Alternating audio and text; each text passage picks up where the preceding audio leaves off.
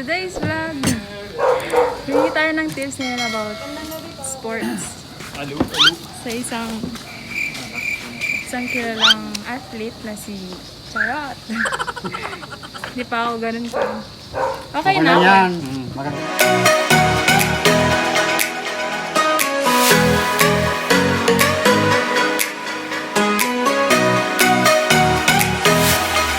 Bridal shower. This is the peak, guys. Nandito kami ngayon.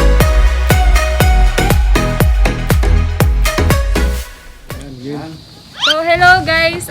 Today's vlog, magkakaroon tayo ng tips and some questions para sa mga athletes na, inspiring athletes natin dito sa Pilipinas. So, ngayon po, kasama natin si Kuya Pingris. Isa po siya sa mga kilalang basketball player. Ang tawag po sa kanya, si Sakuragi ng Shoko. So, yan po. So, yan po kuya, si Kuya Mark Pingris po. Ngayon lang po kami nag-meet, first time kasi po busy sa schedule. Pero ngayon po nagkaroon ng opportunity para mag-meet kami.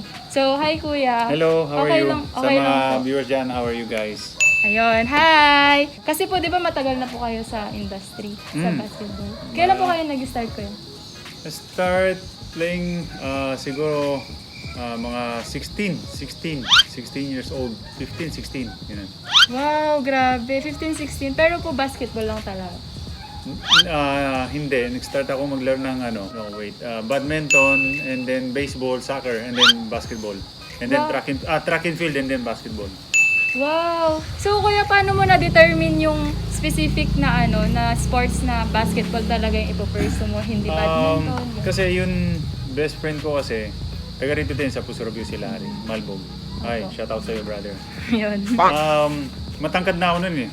And then, siya talaga yung player natin dito sa Puso Review dati. Opo. Lumalaban sila yata sa Iraa.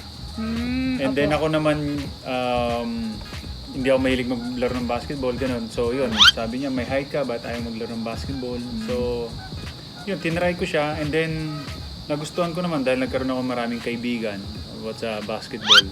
Opo. So everyday, talaga nagja-jogging ako, bumili ako talaga sarili kong bola, tapos dribble, ganun. And then, yun, may naka-discover sa akin sa Villasis, si Mayor Morden. And then yun, kinuha na ako ni Boss JC Chua sa Manila to parang try out. Try out po. Yeah. So, yun po, naging passion nyo na din po yung paglalaro ng basketball. Oh yes. Part na rin talaga ng buhay ko yun. Yun. Kasi po, marami pong mga cyclist ngayon na sobrang bata pa. Kanina po, nagbike kami sa Balungaw. May mga, may 12 years old, may 16 years old. Sobra po nilang pinag-i-investan yung bike nila, ganun po. And gaano po ka-importante yung passion pagdating po sa sports na pinipili nyo? Kasi importante yan kasi number one kasi kahit gusto mo yung sports mo, kung wala ka naman passion sa gawin, di ba? Yung parang wala sa heart mo, ganon, useless din eh. Kahit sabi mong may talent ka, Opo. kung wala rin sa heart mo na kumbaga gawin yon. Oh. So, importante yon, di ba? And alam mo, hindi lang siguro dito dahil nakikita ko rin pati sa Manila talagang sobra grabe yung nakikita kong nagbabike. Talagang ako nagbabike din ako eh. Yung brother ko hindi mahilig magbike yun. Mahilig lang kumain yun. So, masarap magbike. Opo. Kasi parang... Minsan sama ko sa inyo. Sige po. Isa kasing nag-rise up na sports ngayon is cycling. Kasi nga, ang daming bumibili ng mga bikes ngayon kahit na mamahalin, worth 50,000, gano'n, di ba? Yeah. Ang daming nag-invest nun. So, yun po yung napaka-importante, yung sa passion mo. Kasi kung wala kang passion, paano ka mag-live out sa sports na kinakahiligan mo? Kinakahiligan mo. Yes. And kung wala kang desire talaga. Yeah, tama. And then, Katulad ng sinabi ko, maraming mga matatalento na kumbaga yung mga talent na mga ibang tao dyan pero hindi nila ginagamit, sayang lang, di ba? opo. So, ako nung binigyan akong pagkakataon kasi lahat, karamihan, kumbaga na-try ko na yung mga sports. But yung sa sports talaga na about sa, kumbaga sa basketball talaga ako na talagang, kumbaga nandun siguro yung puso ko na parang ang sarap maglaro dahil nagkaroon ako maraming kaibigan. So parang ganun. Oh, so isa rin 'yun sa nag-increase ng Yes. natin kasi daming social, may madami tayong makikilalang friends, ganyan. Tama. Na mag-encourage pa sa ating mag-pursue sa pinipili nating sports. And yun po. Talking about sa training din po, paano po yung pagtitraining nyo? Pag everyday po ba kahit walang season, ganyan? Or Yes, everyday pa rin akong nag-workout kahit nung nag-lockdown, talagang may gym kasi ako sa bahay, sa bahay namin. And lahat talaga, may talagang tumatakbo ako doon and nagba-boxing din ako and then workout. Wow. Hindi ko kasi pwedeng hayaan yung katawan ko na parang sa cellphone mag-lobat. Kailangan laging full charge kami. Kasi kumbaga pag pinatawag kasi kami, kailangan ready kami. Ready na kasi kumbaga rin yun, puhunan kasi natin is yung katawan eh. Opo. Sa lahat ng bagay, puhunan natin is katawan. 'Di ba? Kahit ang trabaho mo is yan sa bike, 'di ba? Opo. Pag hindi ka nagpa-kondisyon or hindi ka natulog ng maaga, tapos kinabukasan meron kayong kumbaga magbabike kayo, parang manghihina ka kasi hindi ka nakatulog ng maayos, parang ganun. At pag hindi ka kumain ng maayos, 'di ba? So kailangan talaga healthy, 'di ba? Yes. Para mabuhay ng matagal. Yeah. Yung kaibigan ko si Astik, kakilala ko yun, sobrang healthy yun. Wow. Hi po sa'yo, kuya. Talking about din po sa pagiging yung sa training nyo po, ganun. So, everyday talaga nagtitraining po kayo? Everyday nagtitraining. Kahit, alam mo, ito yung sinasabi ko sa passion, di ba? Opo. Kahit anong tamad ng katawan mo, kailangan, kumbaga, i-push mo. Kahit pagod ka or what, kailangan i-push mo yun na huwag kang tatamarin today. Alam mo yun, sometimes, kami mga player, kinakausap namin sarili namin na papunta pa lang kami ng workout. Kahit alam mo yung tamad na tamad ka, dahil, maaga kami magising. Kinakausap namin na, hindi, malakas ka today, kakayanin ito, tatapusin natin today, gano'n. Wow. So, yun. So, may goal po kayong mini-meet everyday, ganyan? Yeah. So, importante talaga na may goal ka. For example, mag-workout ka like 2 hours? Ganun po ba yung workout? 3 3 hours? Grabe, hindi po ba napapatig yung katawan? Yun yung sinasabi ko na sanayan, kailangan kondisyon yung katawan mo. Oh. At saka ito, hindi yung tipong sobrang grabe yung physical ng training namin. Grabe. Hard talaga siya, hindi siya yung tipong takbo-takbo lang, ganun. Kasi sa basketball, kailangan malakas yung katawan mo kasi pag binangga ka, kailangan tigas or ready yung tuhod mo, malakas yung tuhod mo, ganun. So, pagkatapos ng practice, workout naman ulit, 2 hours. Iba pa yung practice sa mismong Sa workout. workout, yeah. So, strengthening naman yun. Ganun. Strengthening, power naman yung mga ganun. Power. So, importante rin yun bilang siklista na malakas yung core mo, yung lower extremities mo, dapat malakas. Hindi lang siya puro endurance, di ba? Yeah, tama. Dapat malakas yung buong Malakas. katawan. Parang holistic lahat ng katawan. So, after po ba ng training, ito yung pinaka-importante po yung madami nagtatanong kung paano po yung preparation when it comes sa sa games nyo, ganyan. Yung aside from the training, ganun po. Yung preparation nyo sa team. As a team o sa akin? Pwede din po yung training. For me kasi, pag may game ako, talagang natutulog ako ng maaga. Yun. Isa rin yun, natutulog ng maaga. Kasi kailangan kong gumising ng maaga din kasi hindi ako nag-skip ng breakfast. Kasi pagkakain ko ng breakfast, yun, medyo babalik ako sa kama. Tulog ulit. And then, pag mga tanghali naman, hindi na ako kumakain ng meat. Oh. Yeah, kasi mabigat sa sa takbo. So, Kasi pag hapon yung laro namin, okay. ang kinakain ko na lang kumbaga sa lunch, mga pasta na lang or mga sabaw, gulay, ganun. But meat, hindi ako kumakain ng meat. Ganun pala yun. Kasi doon ako nasanay na kumbaga mabigat pag tumatakbo ka pag may meat sa tiyan mo. Pero pagkatapos ng laro, yan, talagang hindi ako nagda-diet or nagtitipid sa pagkain. Talagang kain ako ng steak or pasta, kanin, gulay, ganun. So, yun na yung tinatawag nating recovery. Recovery, Yung Tapos recovery ininom na ako ng maraming, bago pala maglaro, umaga pa lang, uminom na ako ng maraming tubig. Tubig talaga. Tubig Ilang talaga. litro po?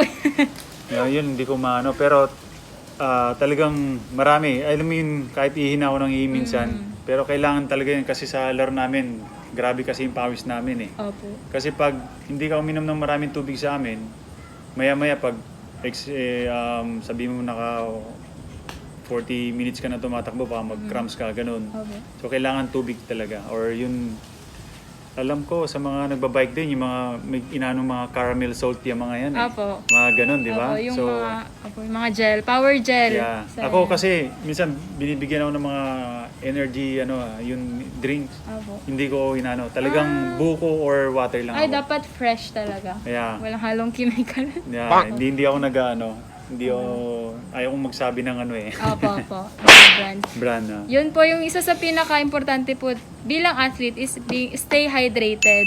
Na kahit na, alam mo yun, kahit na ang layo ng pinupuntahan nyo or kahit napakahaba ng training, dapat umiinom ka pa rin ng water before and pwedeng during, di ba kuya? Yeah. And then after ng training para stay hydrated. Kasi ang katawan natin, parang 90% water. Water. Siya. So, pati yung brain natin, di ba minsan nahihilo tayo kasi kulang tayo sa water. Pag mainit yung panahon, sumasakit yung ulo natin, kulang tayo sa water or pag dami nating activities, Tama. di ba kuya? Maga po kasing lumuronda yung mga siklista, alas 4, Wow. ganon. So, yung iba po, hindi na kumakain. So, importante po talaga yung breakfast. Kahit na pandesal, kere ba yun, kuya? Yeah, pwede na rin yun. Basta may laman yun dyan kasi I don't know kasi hindi ko pa na-try yun 4 a.m. tapos nagbabike, di ba? Oo. Kasi kami, pag hindi talaga kami kumain, manghihina kami. Totoo yan. So, kailangan talaga kain talaga kami. Opo. So, yun. So, kain po. And, kuya, last thing po, ano po yung mapapayo nyo sa mga inspiring athlete na mga cyclist or any other sports related, mga basketball man yan or badminton, ano po yung mapapayo nyo sa kanila? Kasi po, ang dami pong kabataan ngayon talagang into sports. So, karamihan dyan, cyclist, karamihan din po yung sa basketball, ganyan. And, Kasi ako, like me, hindi swerte yung nangyari sa akin sa karir ko. Hindi naman swerte-swerte lang. Talagang pinaghirapan ko siya. Talagang maraming pilay o marami akong dapa or tilapon na nangyari sa bago ko nakamit yung dream ko, di ba? So kailangan paghirapan mo yun. Yes, lahat ng mga katulad ng sinabi ko kanina, iba-iba kasi tayo ng talento di ba? But kulang kasi yung talento, kailangan bigyan mo ng puso yan. yeah. Kailangan hard work. Yes. Yun yung nandoon puhunan. For me, mas naniniwala kasi ako sa hard work kaysa sa talent Oh, yes. You know, kasi like example, ang bulag, ang talento niya, hindi naman yan Kumbaga, pag hindi siya nag-aaral na mag-gitara, hindi niya alam mag-gitara kasi bulag siya, di ba? Pero pinupursige niya yun kahit nahirap siya. Dahil hindi niya makita yun, di ba? Opo. So yun yung hard work na sinasabi ko, hindi talent yun. Mm-mm. So tayo, yes, lahat tayong mga tao may kanya-kanyang talent, pero not enough. Mas kailangan bigyan mo siya ng puso, yung hard work. Parang ganun bago mo makuha yun, yun gusto mo. So, at sa mga kabataan din ngayon, yes, for me, mas okay siguro mag-focus kayo sa mga sports. Di ba? Kaysa yun, iba-ibang bagay na ginagawa dyan, mas pangit yun. Yeah. So, mas maganda na lang yun. Hanapin nyo kung ano yung gusto nyo talaga. Huwag kayong matakot na mag-try. Kung gusto nyo ba ng baseball, basketball, yung mga, cycling, di ba? Yan, i-try lang kayo ng try. Kasi doon yung mahanap minsan kung ano yung pinaka-gusto nyo. Yes. And isa rin sa nakakatulong sa atin as an individual, yung mga athletes or mga ibang mga kabataan dyan, yung sa mental health natin. Napaka-importante po yun kasi actually ngayong pong nag-quarantine, ang dami po talagang cases ng suicide na yung iba kasi hindi sila nakakalabas, Yes. hindi sila nakakapag socialize sa mga tao, tapos sa bahay nila minsan pinapagalitan sila or 'di ba alone sila ganun. So, yun po 'di ba sa mental health kuya, sobrang nakakatulong ang sports. Sports, tsaka of course, number 1, pray. Yes, prayer. Yeah. Yan, importante po yun kasi syempre we do not know what will gonna happen to us. Lalo na 'di ba pag sa basketball, okay naman yung katawan mo pero biglang may accident or incident Yes. ganyan. Tapos sa mga cyclists, lalo na pag nagbabike kasi ang dami pong sasakyan ngayon ang bibilis, 'di ba kuya? Bibilis. Sobrang bibilis nila. 'Di ba lagi ko pong sinasabi yung mag-pray kayo before rumonda kasi po kagaya po nung last time may na-accidenteng 16 years old, namatay po. So, Oh. yung sana hindi natin mangyari pa yon kaya strict po talaga tayo sa mga outfit. Di ba kuya kailangan mag-invest pa rin? Yeah, ako nagbabike ako. Actually, I have a big bike. Big bike, wow. Pero talagang nag-invest ako sa gadget ko. Helmet, yun. Mga gadget kung ano-ano man sa katawan. Tawan. So, kahit sa bike, meron din ako. Oh. So, Importante. yun pinaka-importante. And yeah, katulad sinabi mo, pray, tsaka ingat. Tsaka hindi ka lang mag-iingat para sa sarili mo. Ingatan mo rin yung mga nakakasalubong mo. Yes. Kailangan alerto ka sa mga ganyan. Yeah. And alertness of mind. Yun po, number one, pray talaga. And the rest will follow. Kasi, di ba, pag nauna yon talagang ipoprotect ka naman. Yeah. So, yun po. Thank you, Yeah, Kuya, thank you. for Thank you. having this video. Pero, yun po yung mga payo natin. I hope na, mai-apply natin to sa sarili natin. Hindi lang sa pinapanood natin ito, pero dapat apply natin sa life natin. Kasi, as an athlete, kahit duathlete at triathlete ka man, or kahit player ka man ng badminton, basketball, or anything, kahit player ka ng iba-ibang sports. Shatong. Yun, shatong. Player ka ng chess, gano'n. Nakakapagod yung chess. So, yun po. Maging pa rin tayo. Dapat physically fit and all. Mentally, dapat fit talaga lahat. Yep. So, yun po. So, Kuya, thank you po. Yeah, thank you. Pero may token po akong ibibigay sa'yo as an Token. act of thank you. So, meron tayong stickers, Oy. personalized stickers, Kuya. Dalawa kayo na Ate Danica actually. Uy, thank you. Ano Ganda po yan? nito. Reflectorized sticker po yan. Uy, From pwede. Manila din po. Opo. So, may pangalan po. Tapos, yung bilog po, yun po yung sticker ko na pinapamigay ko sa mga cyclists. So, pamain na lang po sa mga gustong makakuha ng sticker. Siklistan Pinoy. Opo. Tapos, may verse siya. Kasi kuya, nilagyan ko ng verse. Lord, nice, very nice. Yeah, yun po yung yung sticker ko para ma-remind yung mga tao na meron pa rin nag-guide sa atin na si Lord, di ba? Ganda, So- sarap mag-bike. Kasi yan ang gagawin ko pag nag-retire na ako someday. Wow, di ba grabe? Gusto ko talagang mag-bike. Actually, wala pa akong big bike, may bike na ako eh. Yan yung tulong din kasi na magpa-condition sa akin before. Di ba kuya na ka dati? Yung sa, may injury ka ba? Tuhod dati. Oh, yun. Na-ACL ako. ACL, di ba? Yeah, twice. Grabe. Pero talagang katulad sinabi ko kanina, hard work lang kaya nakabalik ako. So, Determination sa sarili mo na makakabalik ka. Yes, makakabalik ako. Parang ganun. focus. So, yun po yung vlog natin for today. I hope na like, share, comment, and subscribe and click the notification bell button for more updates ng video posts. So, shout out po tayo. Shout out po sa mga Puso Rubio Bikers Club. Hello po sa inyo. And kay Gigil Kaiser, kay Gion Hutchison. Hello sa'yo, Ading. So, kuya pa shoutout ka na.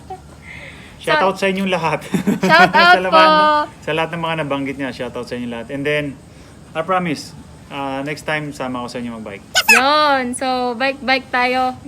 Ang sarap mag-bike. Yeah. Kahit anong model ng bike mo. Kasi yung iba kuya talagang nadidegrade sila. Parang, ang pangit ng bike ko. No, wala Ganun. sa yun. Wala sa bike yun. Sa pakikisama yun. Tsaka yun, kumbaga, enjoy ride lang. Wala sa pagandahan ng bike yan. Totoo yan. And syempre, yung mga destination, yun pa rin yung mga prizes natin, di ba? Yung pag pumunta tayo sa places na hindi kayang puntahan ng mga ibang sasakyan, di ba? Grabe, bundok-bundok man Yeah. yan. So, yun po. So, enjoy riding, guys! What's up mga karanda? So bago tayo mag-out sa vlog ko, mag-shoutout muna tayo. Shoutout kay Sir Councilor Orlando Kalimlim. Hello po. Sa mga friends ko, kay Charmaine Ann Disipulo, Franklin John and kay Jose Pumihik, sa mga taga Wilcon Tarlac, sa kapatid ko na si Allen Paris, and kay Ephraim Migalion, hello sa'yo. Shoutout din kay Sir Ryan Perez, hello sir. And kay Sir Alain Mata, sa PSBAI, Bikers Caloocan North, hello po. Kay Limuel Dad Paas, ng Lem Official, hello sa'yo. And then sa SBCC, kay Team RG, sa mga Team RGP Muntinlupa Chapter, Marikina Chapter, and Caloocan Chapter, hello po sa inyong lahat. Sa Team Papa Jack, kay Chong Ferdi ng Milan, Italy, kay Alexander Gamboa ng Qatar, at sa kids niya na sina Ayesa, Cassandra, and Santa Ana, Pampanga, hello po.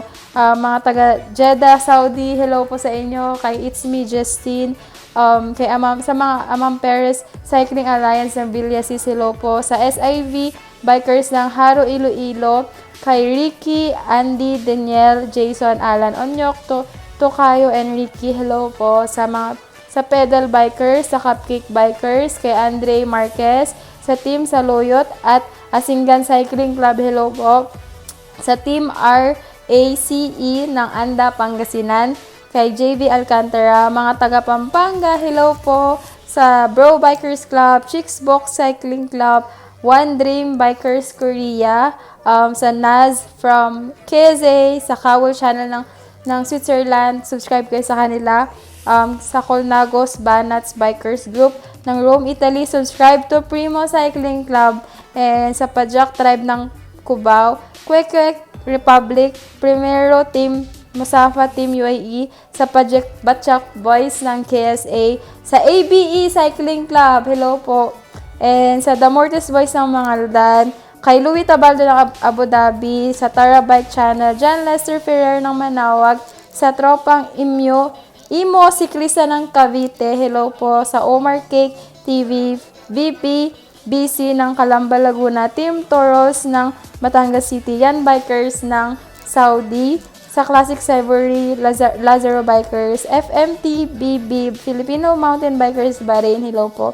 Sa OFW Italia, MTB Adventure, kay Mark Benji Bruno, sa Team Bicicleta ng Urdaneta, kay Badmin Fred Amulacion, kay Bong Berzano ng Marikina, hello po sa inyo guys. Thank you for supporting my vlog. I hope na support nyo pa po to. At para mag-grow pa po yung channel natin, like, share, subscribe, and click the notification bell button for more updates ng videos ko. And don't skip ads po. Thank you guys for watching. God bless and see you again on my next ride. Bye-bye. Thank you guys. So, subscribe po kayo. Shoutout ka daw. Shoutout ka na, kuya. Hello guys! Pumangit na. Yun pa yung mga